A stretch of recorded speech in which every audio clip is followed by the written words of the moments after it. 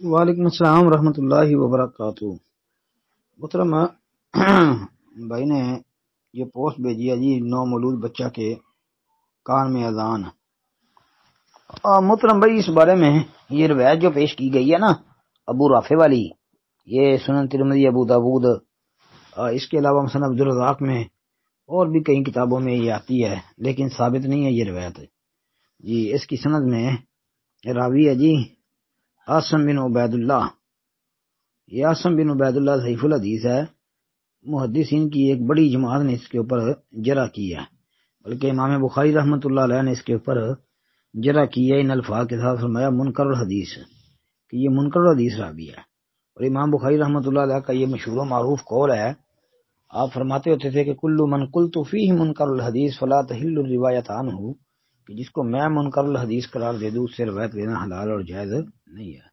یہ امام بخاری رحمۃ اللہ علیہ کا قول بھی یاد رکھیں کہ امام بخاری کے نزدیک یہ جرح کوئی معمولی جرح نہیں ہے۔ پھر حافظ ابن حجر اسقلانی رحمۃ اللہ علیہ نے التلخیص الحبیر میں جو ہے لکھا ہے کہ اس حدیث کا دار و مدار جو ہے وہ عاصم بن عبید اللہ پر اور وہ ضعیف راوی ہے جی۔ شیخ البانی رحمۃ اللہ علیہ کے متعلق یہ بات یاد رکھنا کہ شیخ البانی رحمۃ اللہ علیہ نے اس روایت کو پہلے حسن قرار دیا تھا، پھر انہوں نے رجوع کر لیا تھا اپنی تحقیق سے، یعنی مطلب کہ شیخ البانی کے نزدیک بھی یہ روایت ضعیف ہے جی، ان کی آخری تحقیق یہی تھی۔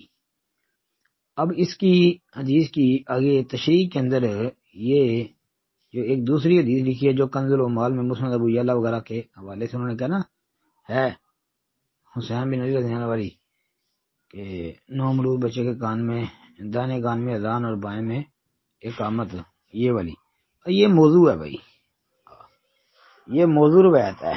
بچے کے دائیں کان میں اذان اور بائیں کان میں اقامت کرنے والی جو ہے نا یہ روایت موضوع ہے۔ اس کا جواب بھی ہم نے کئی دفعہ دیا ہے، یہ مسند ابی یعلا کے اندر، اس کے علاوہ عمل الیوم واللیلہ ابن سنی کے اندر بھی موجود ہے، لیکن صحیح نہیں ہے۔ سمجھو کہ سند ساری کی ساری اس کی خراب ہے۔ مسند ابی یعلا کے اندر جو ہے نا اس کے استاد ہیں امام صاحب کے جو بارہ بن مغلس، وہ ضعیف راوی ہیں جی۔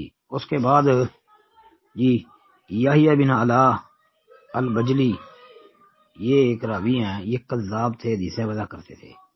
اس کا آگے استاد ہے مروان بن سالم، یہ بھی حدیثیں وضع کرتا تھا۔ اس کا آگے استاد طلحہ بن عبید اللہ العقیلی جی، اس کے بارے میں محدثین نے لکھا ہے کہ ضعیف ہے، بعض جگہوں پہ اس کو مجہول بھی قرار دیا ہے۔ خیر مطلب یہ سند کے سارے راوی جو ہے ان کا حال یہ ہے، اس لیے یہ روایت جو ہے ثابت نہیں ہے جی۔ صرف کان میں اذان دینے والی جو ترمذی وغیرہ والی روایت ہے وہ ضعیف ہے، لیکن جو داہیں کان میں اذان اور بائیں میں اقامت کہنے والی ہے وہ بالاتفاق موضوع روایت ہے۔ ہاں جی، السلام علیکم ورحمۃ اللہ۔